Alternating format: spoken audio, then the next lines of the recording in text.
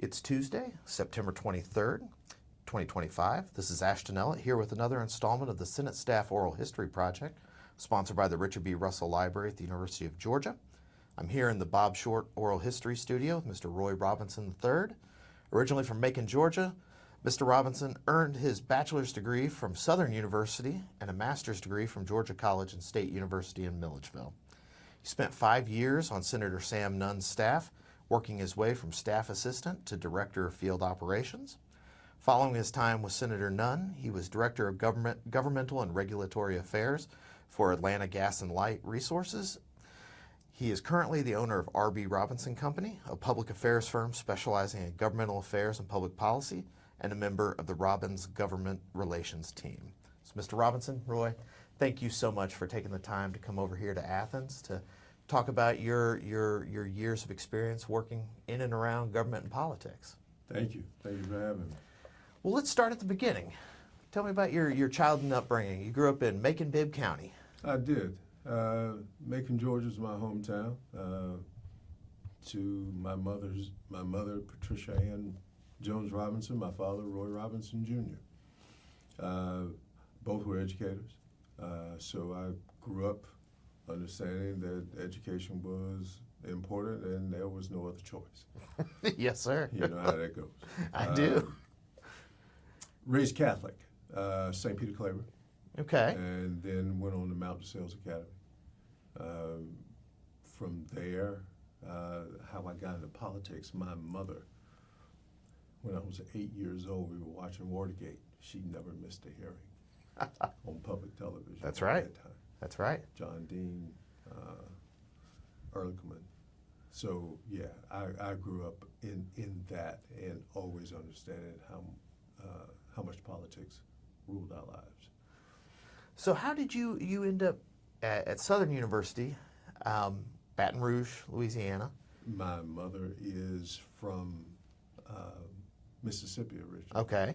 Picayune, Mississippi. Went to Southern University along with other family members on my mother's side. Okay. Maternal side.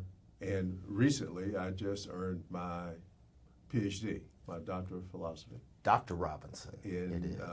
Public policy from Southern. Congratulations. Yeah, thank you. Congratulations.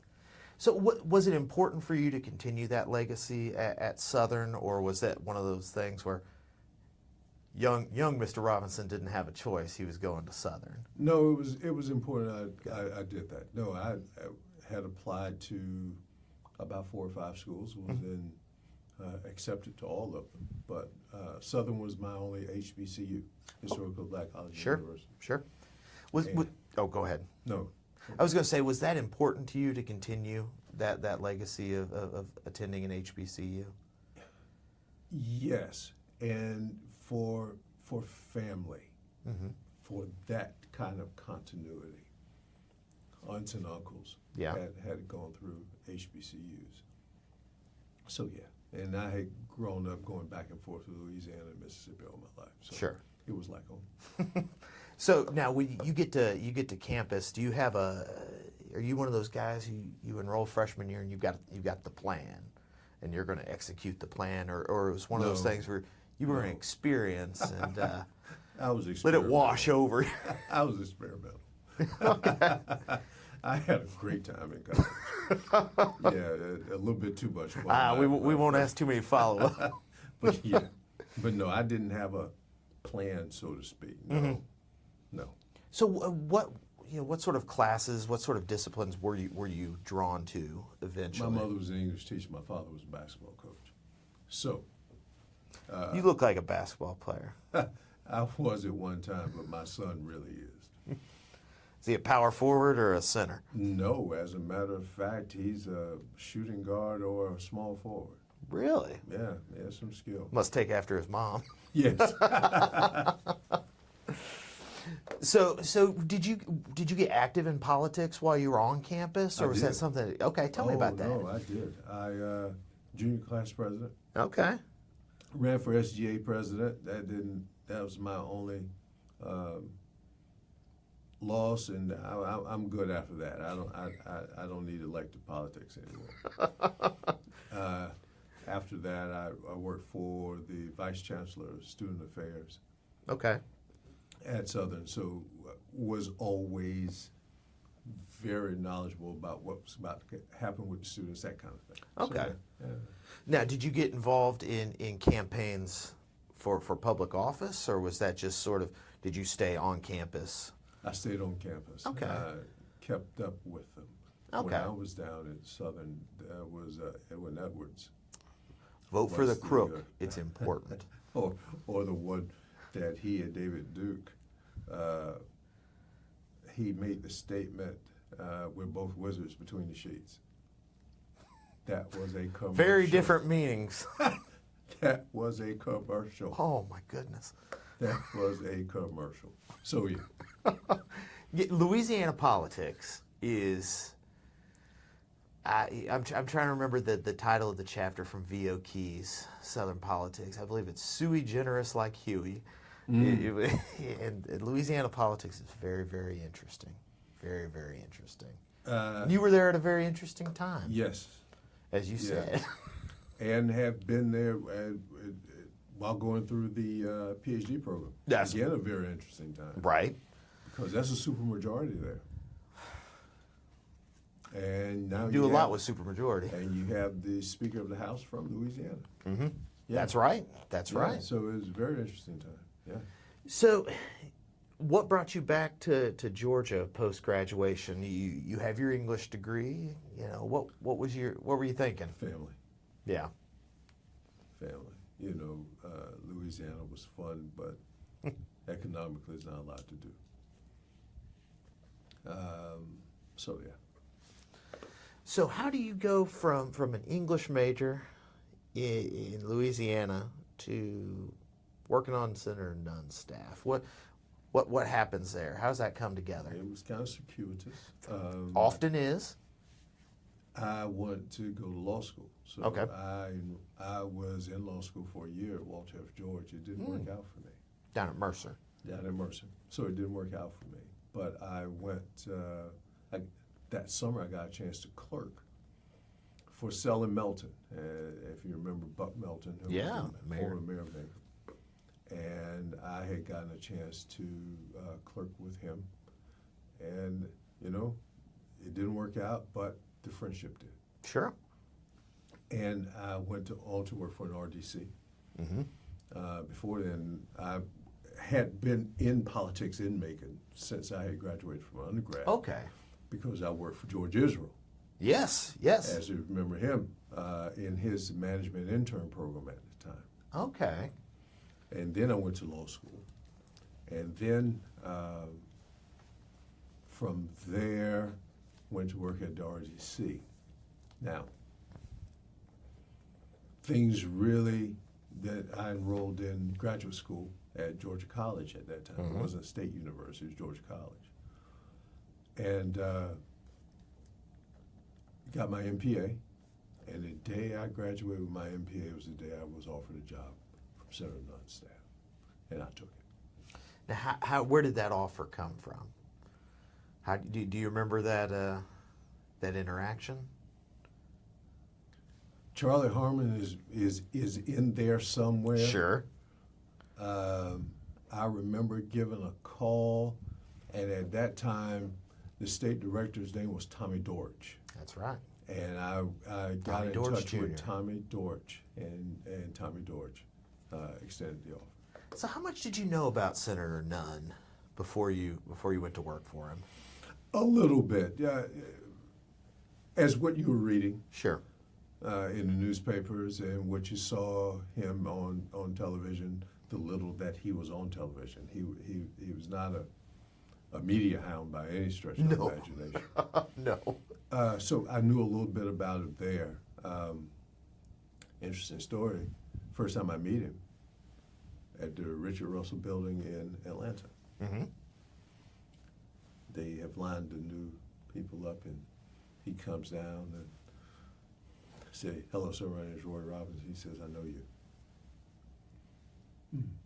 And you know, now I'm not, no, I don't think so. But you don't say, what are you going to do?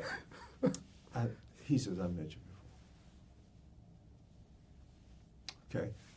And Thank you, sir. we go from there. I get home, get off from work, and I call my mother. I said, Senator Nunn, I just met him today. He says he's met me. She says, She says, call your father. Okay. Senator Nunn's a big sports nut. Oh, yeah. Big sports fan. Oh, yes. So I called my father, and I said, look, I met Senator Nunn today. He just started chuckling. He says, you tell Senator Nunn. I said, hello. I said, how do you know him? Back in those days, my father was a basketball coach at that time at Peter G. Applin, and then at Central, and then went on to Georgia College to coach briefly. Okay. So we're talking. He says he loves to talk about basketball. So I see him the next day, and I says, no, you did meet me. You met my father. He said, that is correct. In those days, my father also, in addition to being a basketball coach, in the summer he worked at House and Lake Country Club. That's how they met. And that's how they talked about basketball all the time. So I had that. I was told that he knew of my mother. So yeah, and Charlie gets a hold of that, and there we have it. Matter of fact, when I went to see Buck Melton, he called Charlie. So yeah. Well, you started as a staff assistant. I did. Were you at the Atlanta office Always first? at Atlanta, yes. Okay. So tell me the first day on the job. Do you remember what that was? You walk into the office. Obviously, you met the senator, but what sort of That wasn't the first day. Okay. That wasn't the first day. The first day I go on a weekend. One of the staffers meets me on the weekend and kind of get me acclimated to what's going on here. Found my desk. I think I handled Veterans Affairs, handled a little immigration. I forget the other one. So yeah, I'm getting all of that, how we do things. When you get this is how you, with the folders, the cases, that kind of thing. So yeah. So the casework that you. Yes. So being in Atlanta, you would have been there with Tommy Dortch, obviously, who was the director. Terry Matthews. Yes, who was the director of field operations at the time. Yes. I guess Ed Kilgore would have been communications. Yes. Ed would have. I think he split some time DC. That's right. But Ed made it very clear he wanted to be in Atlanta. CC. Sure. And as a matter of fact, it was CC that gave me my first training. Okay. And she works with Bob Hurt now. So you how would you describe Tommy Dortch? Tommy passed away a couple years ago. Extremely energetic, very charismatic, very knowledgeable of the process and how things worked. Was very good for me to learn. Very professional, so you understand the professionalism of everyone through the organization. Right. And and coming into politics that way, staff side, almost not professional staff, but the personal staff side. Oh yeah. However, it was still handled as professional staff, and you were to act, comport yourself accordingly. How much interaction did you have with Terry in his role as field operations? That every day, because he was there. Okay. All right. Then I went to become a field rep. That's right. In Savannah. And it just got closer because you're constantly. So you would have reported to Terry. Yes. Who would then have sent things up to Tommy and then up to DC. Yes. I suppose. Tell me about the difference working in the Atlanta office and being a field rep out in Savannah. You had to be on the road.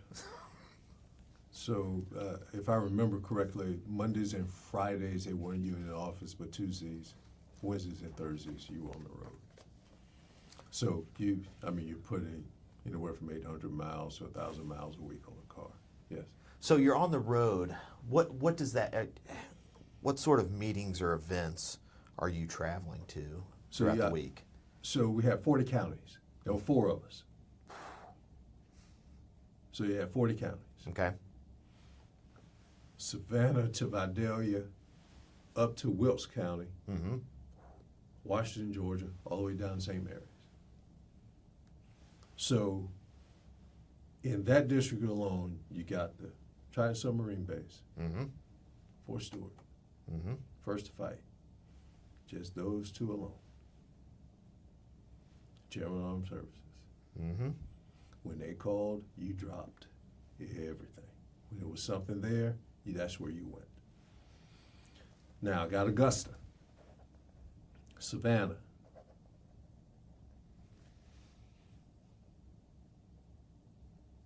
or the big cities in Vidalia with the onions.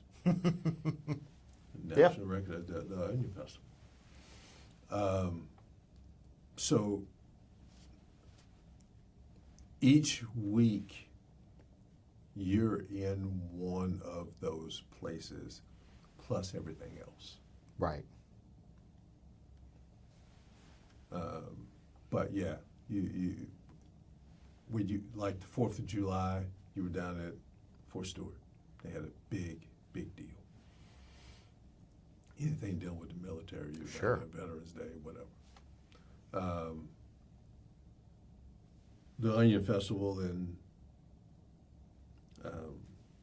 Vidalia, and then you had the Rattlesnake Roundup in Claxton, Georgia, the second one, because Wigan was the first one. And that was quite an interesting ordeal. That's probably a show unto itself. That was funny. I know I'm missing some stuff, but yeah. Well, so I assume when armed services, would that information be transmitted through the state, or would General Panaro call down directly to Savannah, or would he sort of that come through the state? I did not. So you didn't have too much interaction with like the Washington staff? I did. Oh, you did? But through Rocky. Oh, Rocky yeah. Who would have been LD. LD? Yeah. Okay. Through him. And at that time, when I was down in Savannah, Bob Hurt was then chief of staff. Sure. And he had just left Savannah because of Lindsey Thomas. That's right. Congressman Lindsey Thomas, who had retired. So it was a constant flow of information. Okay. Through them when you went to visit the various people, especially the people that started, that were on that first campaign from Senator Nunn. The 72ers. The 72ers, and a lot of them were in Savannah. Mm-hmm. Bill McKenna, Pauline Woods. Mm-hmm. They were big into the party. There was some other, Steve Shear, Mm-hmm. Tommy Sheehan, that crowd. Yeah. I think Roland McElroy is not from Savannah, but he's from around that That's area. Right. And General Panaro and I are from the same hometown. That's right. Went to the same high school. Ah, General Panaro is in Athens this semester teaching class. Is he really? Yes, he is. Yes, he is. I'll be sure to let him know that you've been over. Yeah. General Panaro, he's actually going to be here on Friday with Chairman Mike Rogers from the House Intelligence Committee. Very good friend, supporter of Russell Library. What would it be like when the senator came down to your area? How did that change Roy's schedule? It was his schedule. And you were at the disposal of the senator. Absolutely. Absolutely. So if we were going somewhere, of course, you mapped out your route. Right. Tried not to get lost. No GPS. No, and you got lost a couple of times. And when you got lost, you get a call from Rose.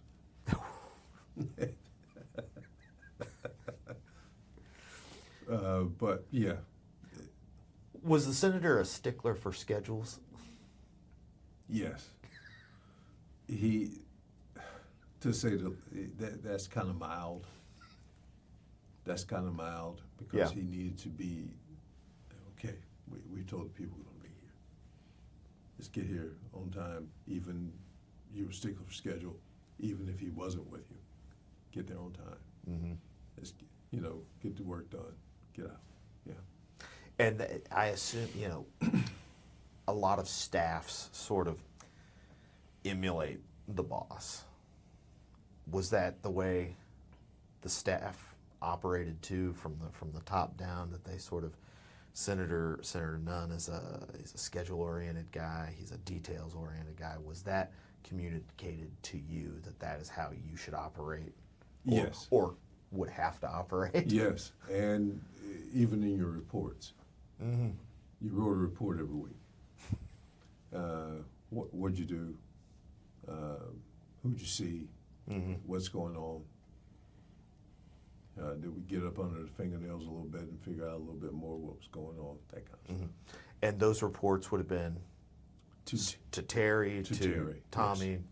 to Charlie or Bob? To Terry, yes. Terry got him first. Right. Terry was the first line of defense for a field rep. What do you mean by that?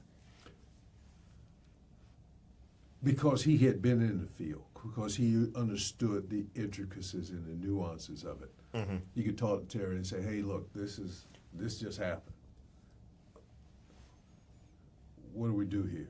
Because a lot of stuff you cannot write down. I understand.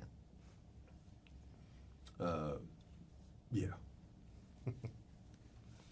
So Terry would then be, the information would flow both ways, like Yes. any good manager, Yes. down and then reported back up.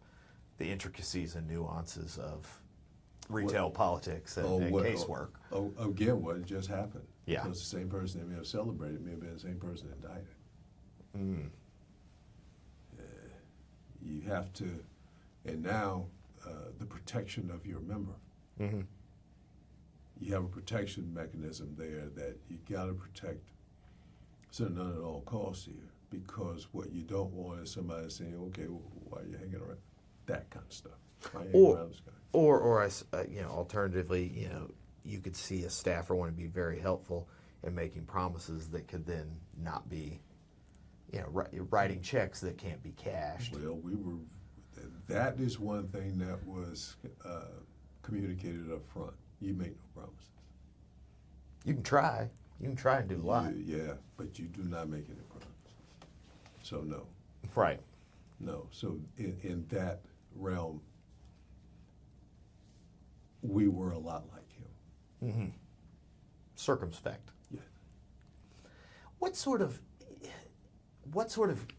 issues or casework would come to you as the senator's staffer, as opposed to Congressman Thomas's staff? Or was it often very similar? Was there communication between, the House field staff and the Senate field staff? How did that work? Well, we're all in the same building. So No, yes. well, that certainly helps. All in the same building, same floor. Okay. When I first, tell you how long ago this was. When I was first down there, you had, let's see, we were in one of the tile buildings. Mm-hmm. So was Cynthia McKinney, because she had to tail into Savannah. Oh, yeah. Jack Kingston. Yeah. So we were all in a row. So once you got off on the floor for me, you had to pass Jack's office first, then Cynthia's office, then you got to ours. Mm. So a lot of times they would take the same thing to each one of us, asking us to help. So that may have been a Social Security issue. Sure. May have been not immigration, so to speak, but just try to find out what's going on. VA benefits. Yeah, that's right. So how did the interaction between the staffs work? Were you ever in communication with Congressman Kingston's staff or Well, you saw them everywhere Congresswoman? you went. I mean, everybody was at the same. Everybody was event. the same. So it was just sort of like not a press gaggle, but a staff gaggle at all these. At times it was. Yeah. I mean, and during that time, the other senator, junior senator, would have been Paul Coverdale. That's right. That's right. That's right. And I knew all his guys because we literally were in the same places at the same time. So, the Senate today, if we think about, sort of hyper-partisanship, and I shouldn't just say the Senate, politics broadly, would it be surprising about how closely everybody worked together on these sort of, did partisanship extend to casework and staff work? Maybe good-natured, or less. There may have been a little ribbing, Sure. but remember, that time the rules were different. So you had, if you were being lobbied by, say, one of the corporations coming down to see you, they may have both of us at dinner, cover their staff and our staff. The rules were different. They could go out and eat with each other. Uh-huh. They changed that rule. That being a good Southern, you understand that a lot of good things happen over a meal. You learn a little bit more about someone, and it's an intimate time. So you try not to ruffle feathers during that time. You're trying to come there. Okay, I want to know a little bit more about you. That's a genuine kind of extension. Now I think people will be surprised how we did it then. Yes. Yeah. So when the senator would come, and this is something I always like to ask the senator's staffers. You already mentioned Rocky. So the senator and Rocky are two very good golfers. Yes. Did you ever get to go golfing with the senator? I didn't take up golf till I got to Senator Nutt's staff. It was a good hobby to take up in the senator's office. They talked about it. They talked about it. I said, okay, I'll try this. Yeah, enjoy the game. But no, I'm nowhere near Rocky and Senator Nutt. No. Rocky went to Stanford, I believe. Yes, sir. On a golf scholarship. That's right. Yeah, That's right. Well, tell me about some of the memorable sort of interactions you had as a field guy. So some people, I remember Eric Johnson was a field rep for Mac Mattingly, talking about going to chambers of commerce with Senator Mattingly and stuff like that. Do you have any events like that stick out in your mind, or you sort of lessons you learned while on the road? Oh yeah, you do. I remember attending a St. Patrick's Day in Savannah with the senator, which St. Patrick's Day is St. Patrick's Day, but in Savannah that thing is huge.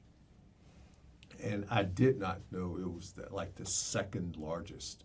Oh yeah. In the country, until I was down there.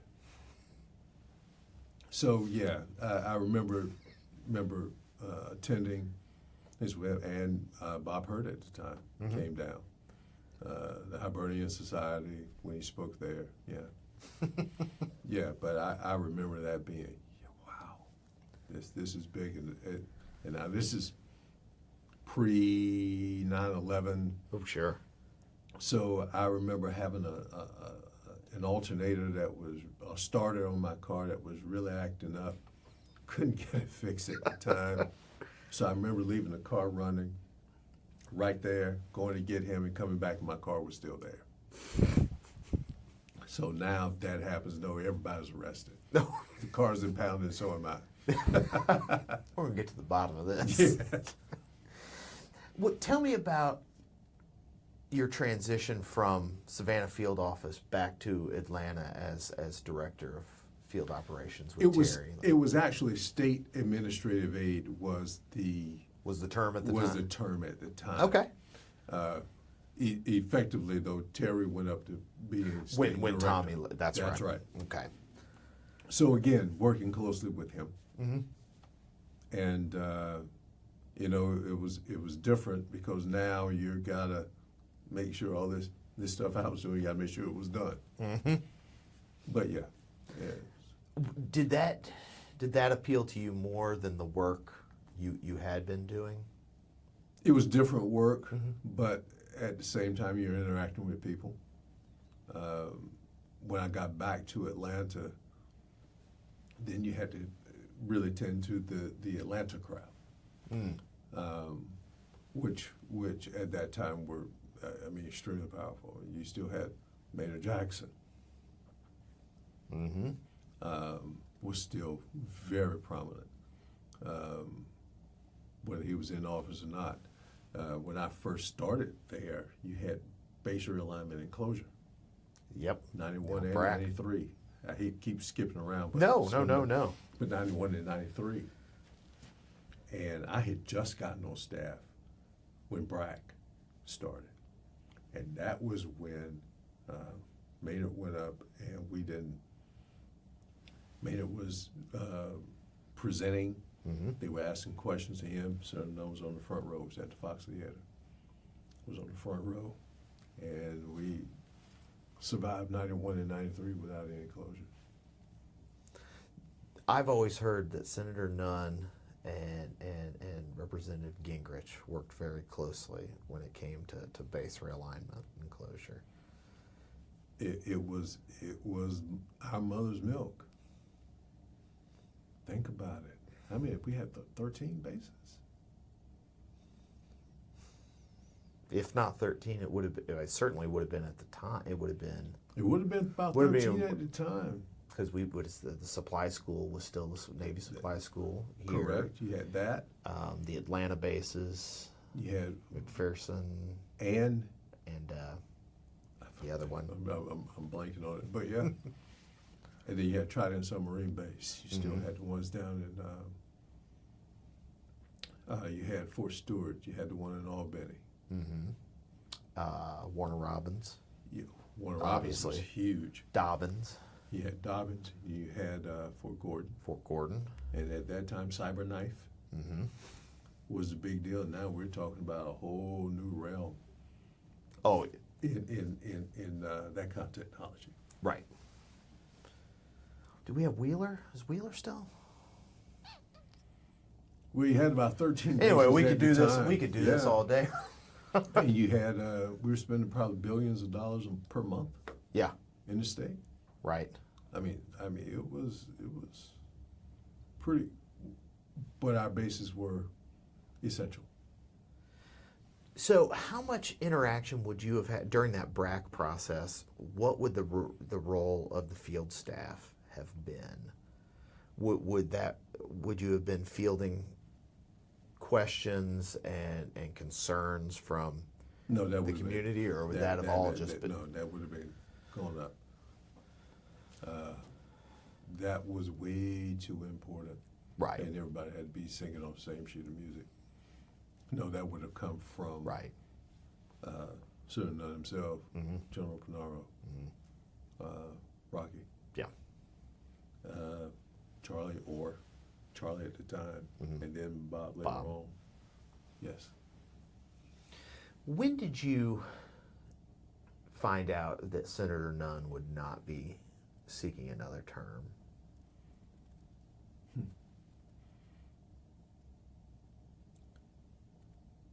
I think maybe a week or so before. Okay.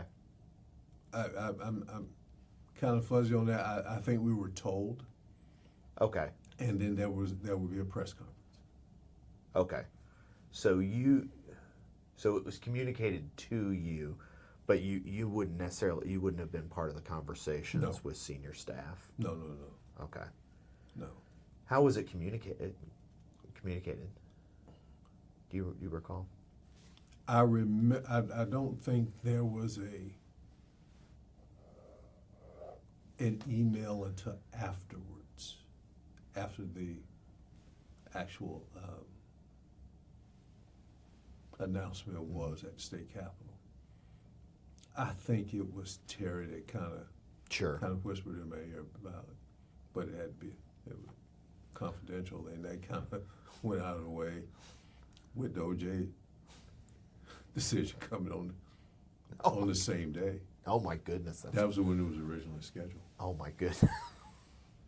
The verdict came down, and like, Probably gonna get bumped. and I think that was and at that time, probably Roland McElroy would have been a very big part of that also. Yeah. Scott Williams, I knew was. Yes. What was your reaction? I was sad. I enjoyed it. But I also thought that the world and Georgia, we were losing the gem that we had that kind of kept us together. He was, as you see him, he's thoughtful. He's humble. He's smart. And he could communicate what he thought we should do. And it wasn't, it is what he thought. Why do you think he decided to step away when he did? Or how was that, what was that communicated to you? Or No. Okay. And I remember I may have asked him as we were going on one of the trips afterwards.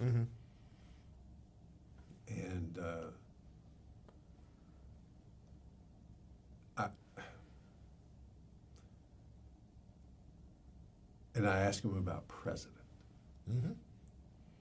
He said, when I look in the mirror, I don't see a president looking back at me.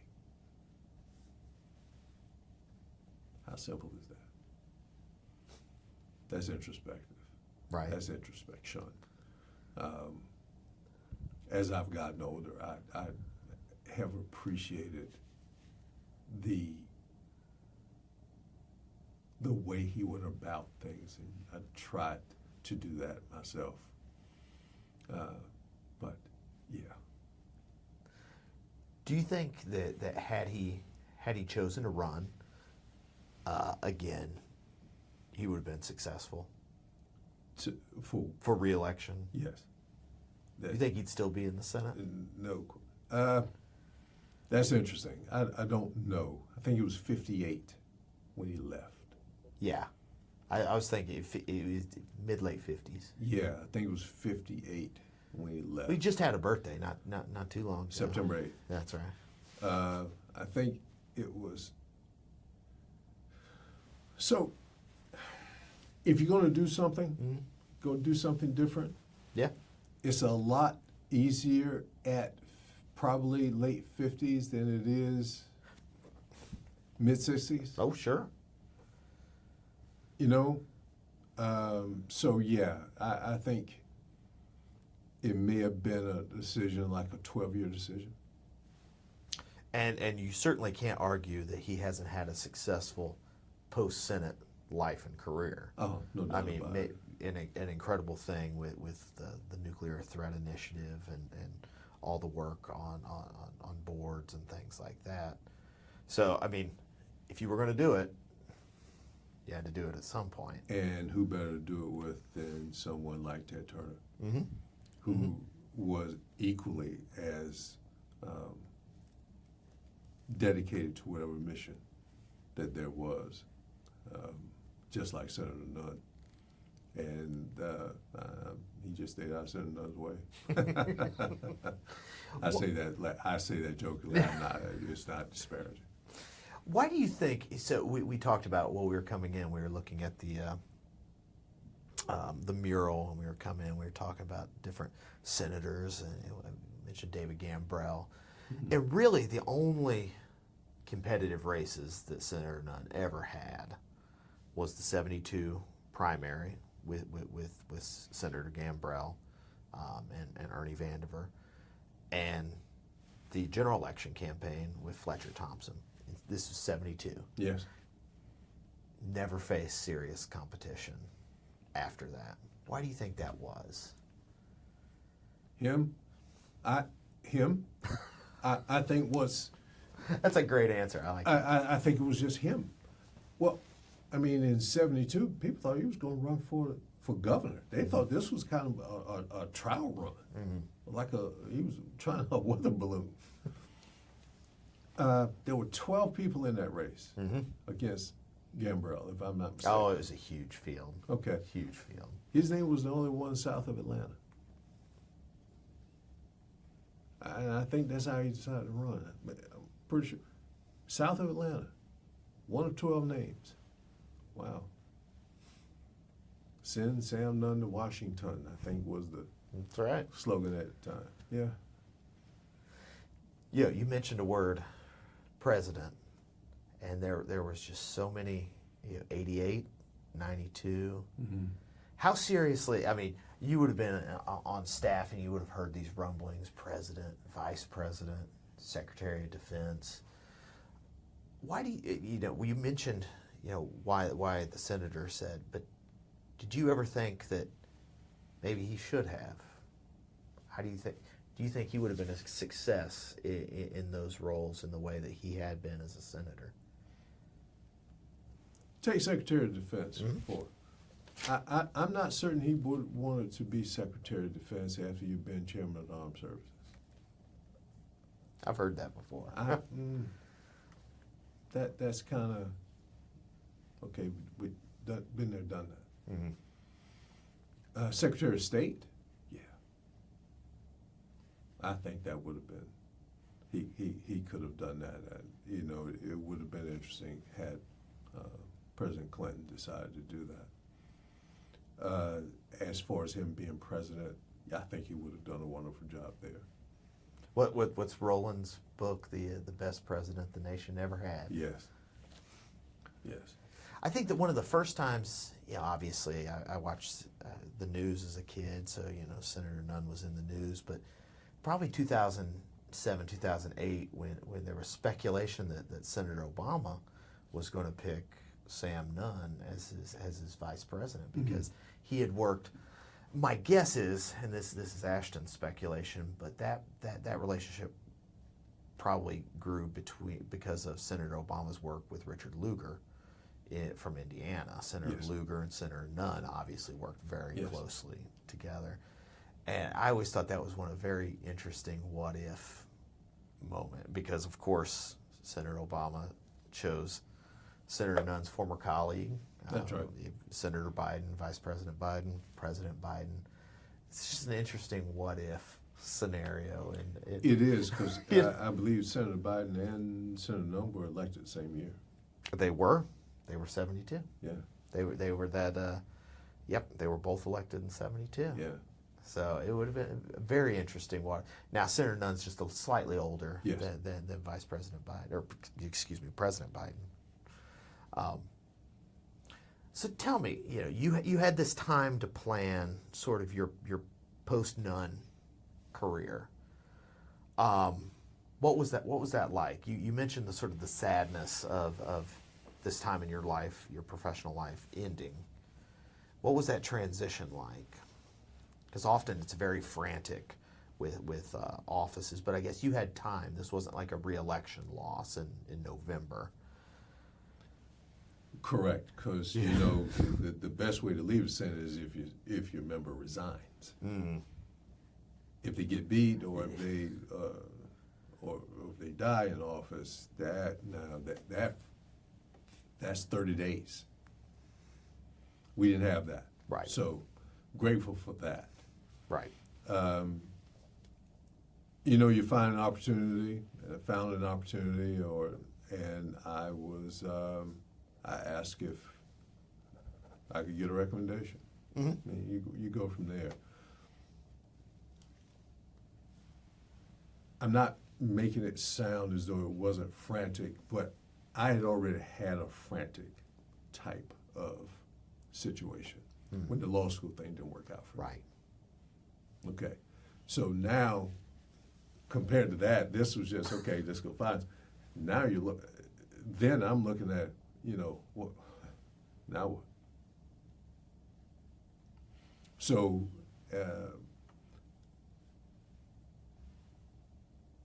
after, just don't mean to get too personal, but I had already failed. This wasn't failing. This was moving on. So, big difference. I remember after the law school situation at that time, Ron Brown, who was the chairman, who was Secretary of Commerce, he gave an interview, and they asked him about the future. And he says, if I meet the challenge every day, the future will take care of itself. I never worry about the future again. I've used just that one little sentence as I'm watching television that day comes on. And it kind of changed me a little bit. Yeah. It changed what I was going to do. So, meet the challenge every day. How do you think your work with Senator Nunn and his staff helped you meet the challenge in your next phase of life? Discipline. He's extremely disciplined. Let's get it done. You can say it, but when you see it, you see it. Mm-hmm. He was disciplined. Charlie Harmon's disciplined. Bob Hurt's disciplined.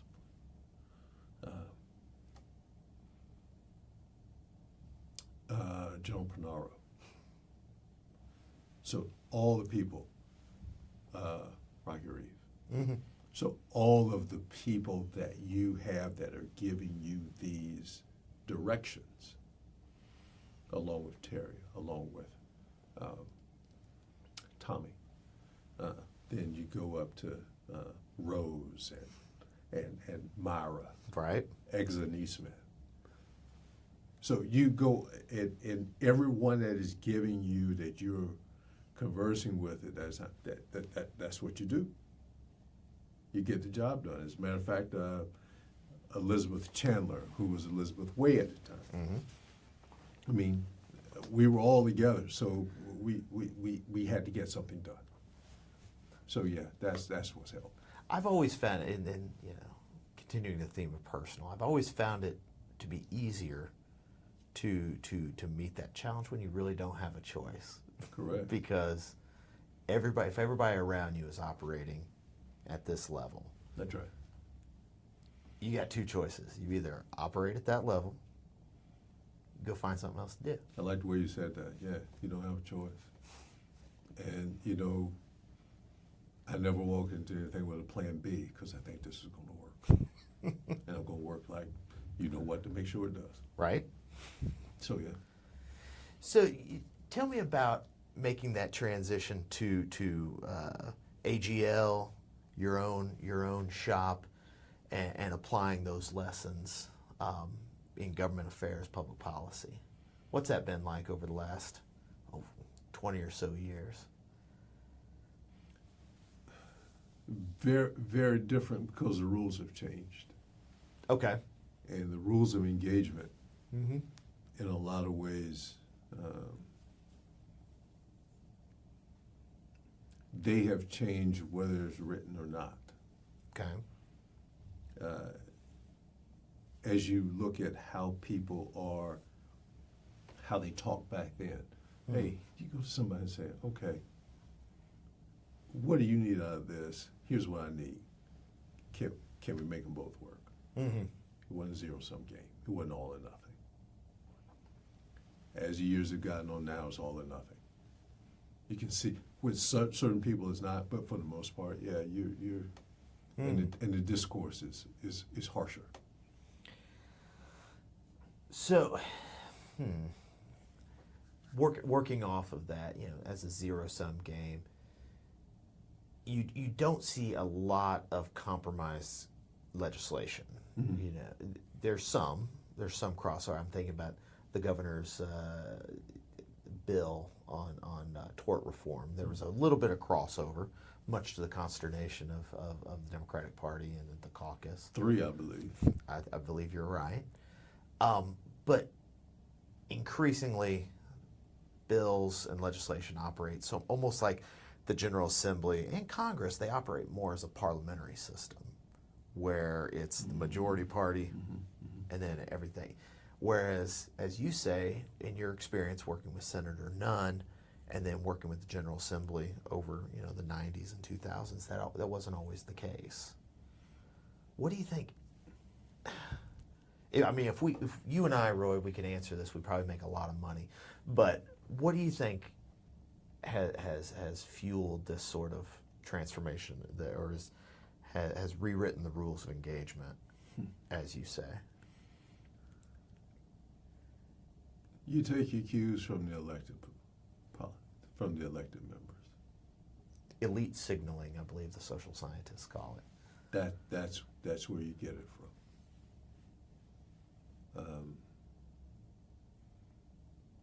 If they're constantly bickering, there's going to be constant bickering down below.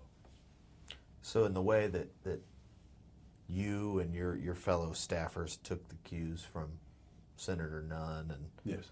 Bob and Charlie, which were positive Yes. in your telling, the opposite can be true, and it can be broadly throughout the political spectrum. Some of that we're experiencing now. Mm-hmm. Yes. So if you had to go back and do it all over again as a staffer, would you rather do it in the time that you were there in the 90s, or would you rather be a staffer now? No. Back there. I don't know anybody who's ever said they would rather take a stab at it now. No. No. You're not sure what work you're getting done. Okay? Yeah. So once the paper came through or the letter came through, hey, I need to get this done. Can you help me? That's what you went to work on. I'm not sure what it is now. I'm not saying it's different, but I'm saying I don't know what it is. Right. Because if you're politicizing everything, and the agencies that they're asking about, you're trying to get rid of, I don't know. So what advice would you have to young people, to college students, to law school students who are thinking, well, maybe government work or government service is something I might still be interested in? What advice would you give them? Government work and service now have been made into a dirty word in a lot of instances.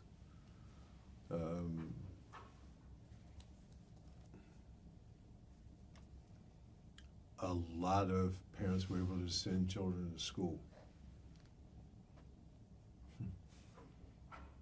They were able to see their parents go with a work ethic on a daily basis, regardless of who was in power. You had a job to do. You did your job, you came home, you were a parent, you were a child, your families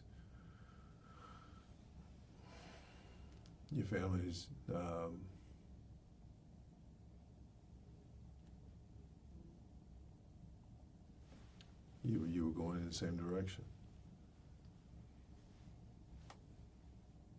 Some of that's lost now. So, My opinion. go ahead. My opinion. Well, with it, when I think of Senator Nunn and his colleagues, these were sort of institutionalists, for lack of a better term.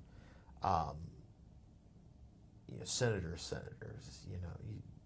Senator Nunn had Senator Russell's seat, and Senator Russell, for all his strengths and weaknesses, his successes and failures, believed in the role of the Senate, and I think Senator Nunn, saw the Senate as an institution worth preserving and worth working through. To your point about today, what do you think it's going to take to get back to a time where like when Senator Nunn was there? Not sure. In a lot of cases, you can put toothpaste back in the tube. It's a different toothpaste, different tube. What's out's out. Yeah. Now, to act like it didn't happen,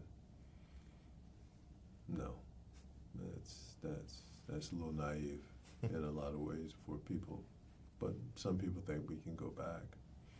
Not sure we're able to, but the only thing I can do is what I can do, and that is teach my kid And go forward. and go forward. Looking back, what do you think? How do you think folks will remember Senator Nunn? What you see is what you get. Straightforward, humble man, honest man.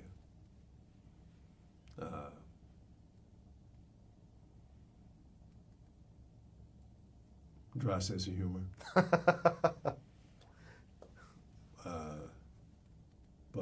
But nonetheless, a guy whose shoulders were square.